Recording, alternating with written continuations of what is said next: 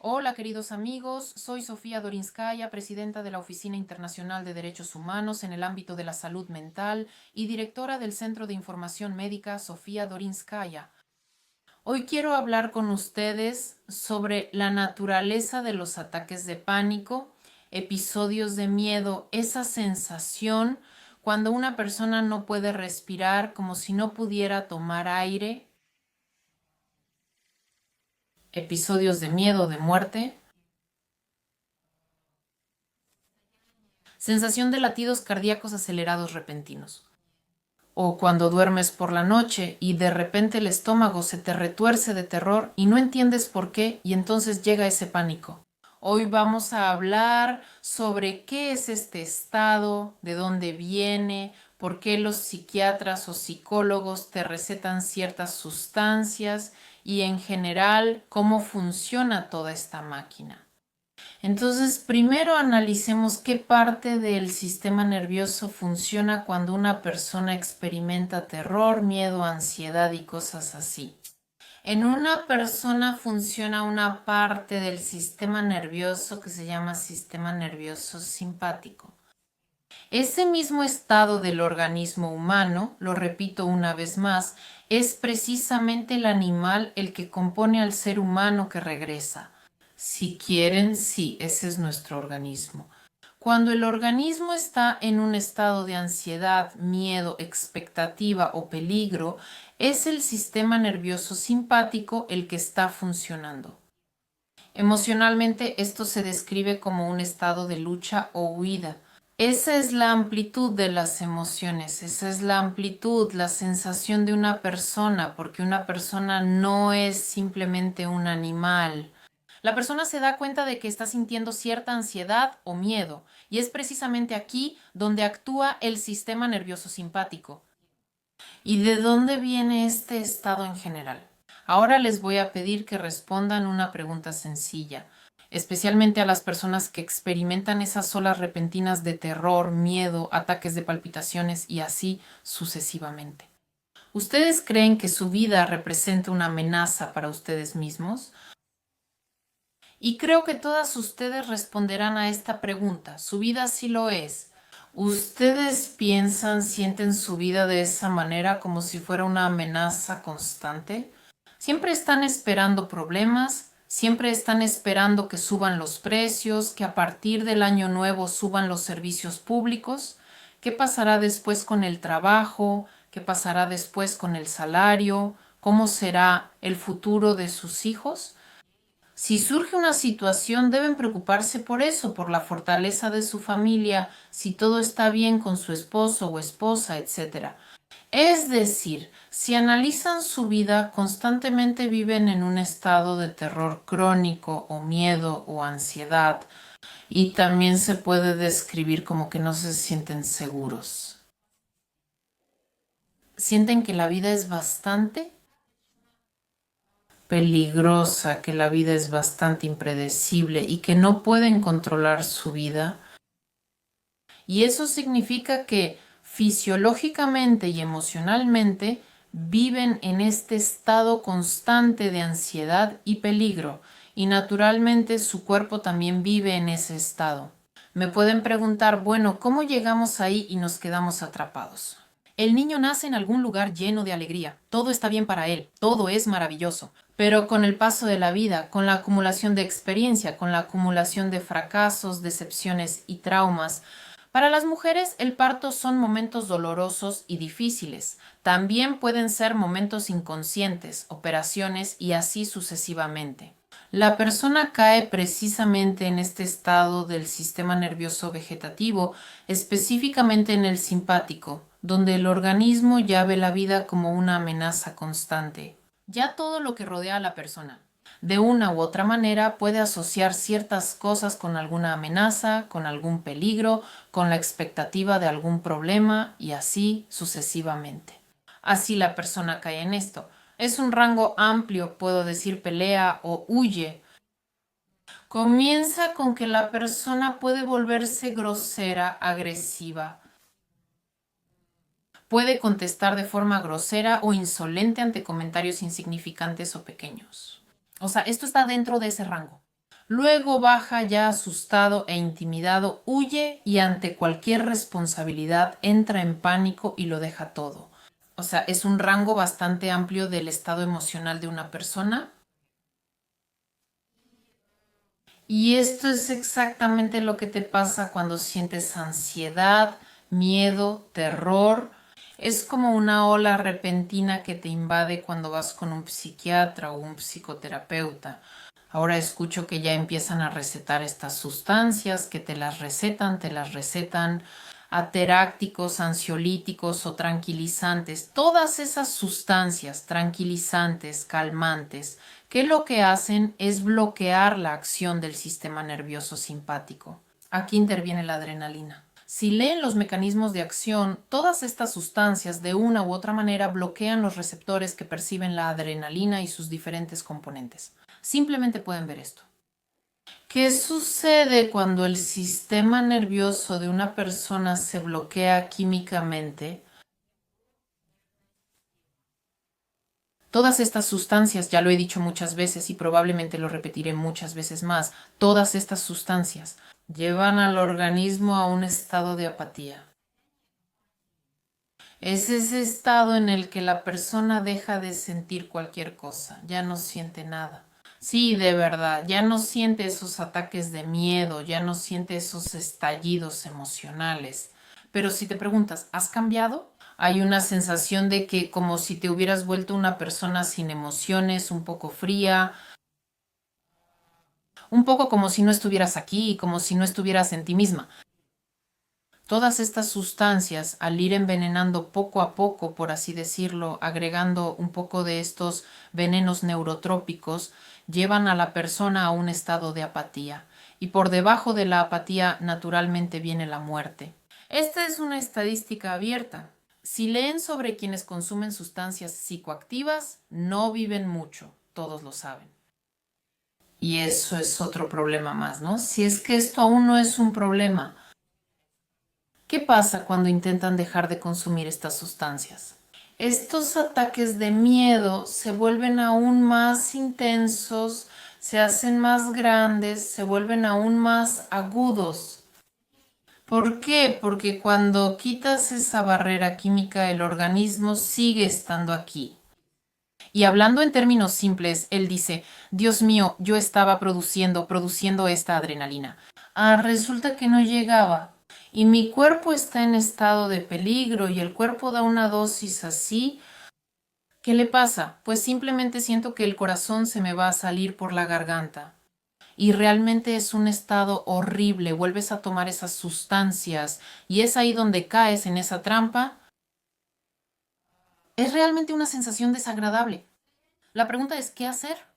Primero, para quienes lograron resistir y no empezaron a tomar todas esas sustancias psicoactivas, como mencioné, tranquilizantes, atarácticos y así sucesivamente.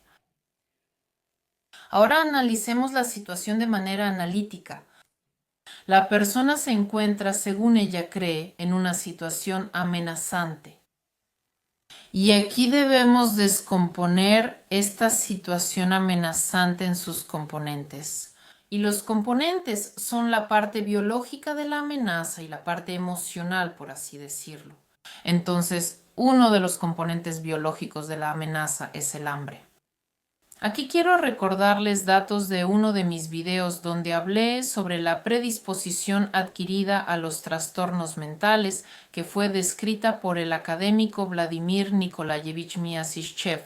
Él describió que una persona que ha adquirido una predisposición a los trastornos mentales le basta con una disminución del nivel de azúcar en la sangre del 10% para provocar un estado de neurosis grave o psicosis en una persona común. Se necesita una caída del nivel de azúcar del 50%, así que el hambre es algo que deben eliminar por completo. En este caso, la comida es su medicina. ¿Qué significa esto? Una reducción del azúcar en sangre del 10%. Es el momento en que no has comido durante más de 3 horas. Por lo tanto, tu alimentación debe ser fraccionada y distribuida, repartida cada 2.5 a 3 horas. Editora. La primera señal de que te saltaste una comida o que comiste poco antes es la tensión y la irritabilidad que empiezan a aparecer. Cuando ya respondes a alguna frase común así como, uff, ¿qué pasa? A todos. Aquí esto debe ser una señal para ti de que necesitas ir a comer, que necesitas alimentarte. No azúcar. Tu alimentación debe ser de muy buena calidad, con proteínas, carbohidratos complejos, verduras, carne, huevos, quesos, en general de ese tipo. No azúcar, nada dulce. En algún otro video lo explicaré porque ahí intervienen dos sistemas, el de la insulina y el del glucagón. Son sistemas del metabolismo. Eso lo contaré después. Pero si comen azúcar, van a empeorar aún más esta situación con el nivel de azúcar en la sangre. Entonces, lo primero que debe haber es la alimentación.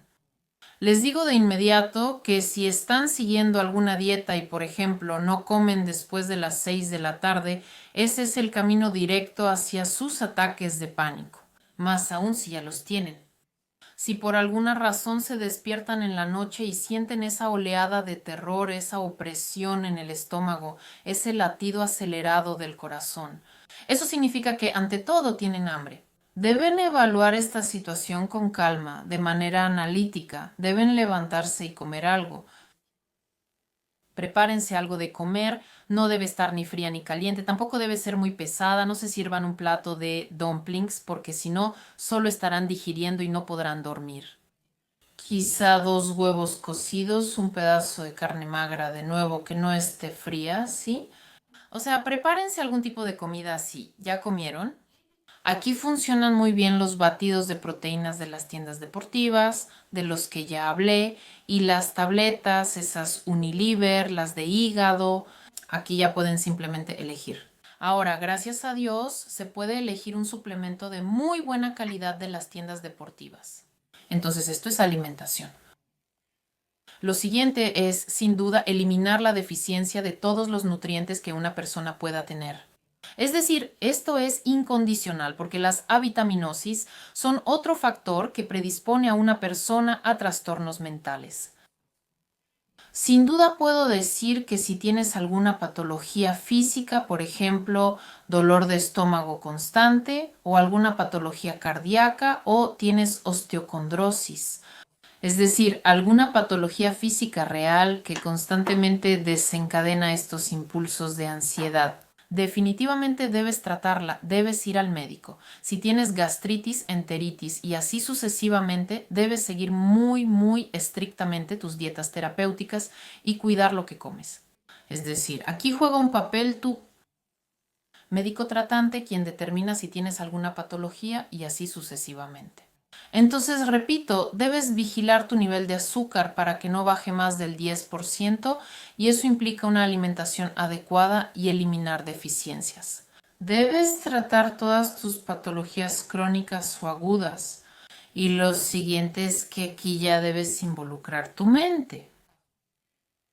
El objetivo de las acciones es de cualquier manera empujarte, elevarte por encima de este nivel de vida peligrosa, llevarte al menos al aburrimiento. Claro, si te sale bien es motivo de alegría. ¿Qué necesitas hacer para lograrlo?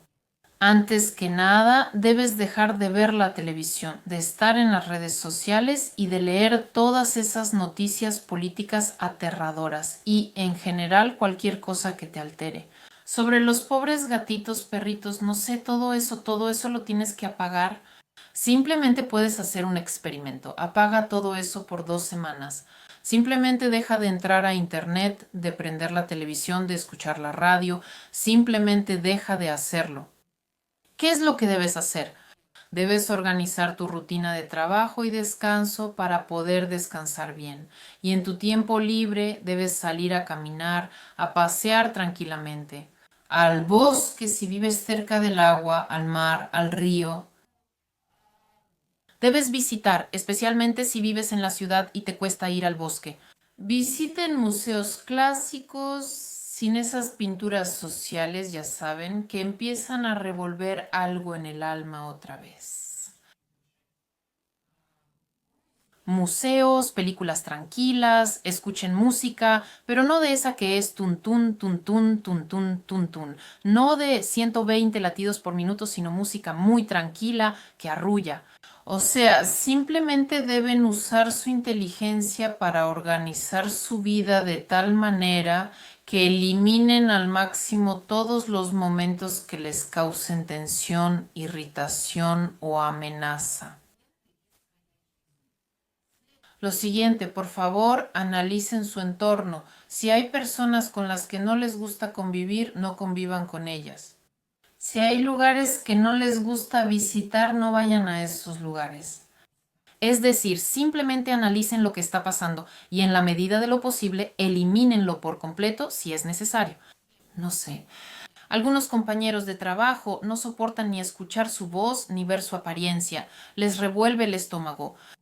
Gira tu lugar de trabajo para no verlo, ponte audífonos y pon música ahí. No conozco música clásica relajante, prefiero no escucharla ni verla nunca. O sea, organiza tu vida de tal manera que elimines al máximo todos esos momentos que te causan ansiedad de tu vida. Solo usa tu mente. Subtítulos de Dima Torsok. Como si te empujaras a ti misma. Y si sientes ese aburrimiento, créeme, en ese momento empezarás a ver cómo esas olas de miedo, esas olas de terror comenzarán a retroceder. Y eso es lo que debemos hacer juntas. Si estás tomando tus tranquilizantes, por supuesto, es difícil, o sea, debes entenderlo perfectamente. Por supuesto, también tienen efectos secundarios y sin duda las personas no se sienten sanas cuando los toman. Si los suspendes de golpe, puedes ser invadida por una ola de ese horror, miedo, ataques de pánico y así sucesivamente. ¿Qué se debe hacer? ¿Qué hacemos? Si es decir, nosotras. Entonces, mientras las personas toman sus medicamentos, sus prescripciones psiquiátricas, eliminan los estados de déficit y filtran su vida de esta manera para que nada las moleste. Y cuando los déficits se eliminan poco a poco, empiezan a reducir esas dosis. Pero el cuerpo ya tiene los recursos para lidiar con esa descarga de adrenalina, para que todo pase más o menos de manera suave. Conozco personas que con pura intención, pero normalmente son jóvenes, sí, ellos simplemente dejan todo eso con su intención. Y lo retuercen así y ellos lo aguantan. Pero si después de que dejaron de hacerlo no corrigen las deficiencias de nutrientes, no se van a sentir mucho mejor después de eso. Porque todas las sustancias psicoactivas, lo repito una vez más, su mecanismo de acción es crear deficiencias de nutrientes. Y las propias deficiencias de nutrientes, eso ya es dolor. Es ese dolor que mantiene al cuerpo en ese rango de lucha o huida. Pero ese dolor, esa deficiencia, todavía no afecta tanto al cuerpo. Es decir, si vas a hacerte un chequeo, tus órganos estarán sanos. Pero el dolor celular, ese dolor disperso o diseminado, también se puede decir disperso, es lo que te mantendrá en ese estado de miedo. Por eso, si puedes eliminar las deficiencias de nutrientes y todos tus esfuerzos deben estar dirigidos a que tu estado, tu cuerpo y tu mente, por decirlo así, los empujes fuera de esta situación y los lleves al menos al aburrimiento. Espero que este video haya sido claro. Si tienen preguntas sobre el tema, por favor escríbanmelas en el sitio web, porque así me llegan directamente a mi correo y puedo trabajar con esas preguntas. Espero haber explicado de manera clara. Por supuesto, es su decisión tomar ciertas sustancias o no tomarlas, pero siempre deben entender para los nuevos encuentros, la continuación y el otro lado. Siempre deben entender las consecuencias de esto. Espero que este video les haya sido útil. Soy Sofía Dorinskaya. Que estén bien. Hasta luego.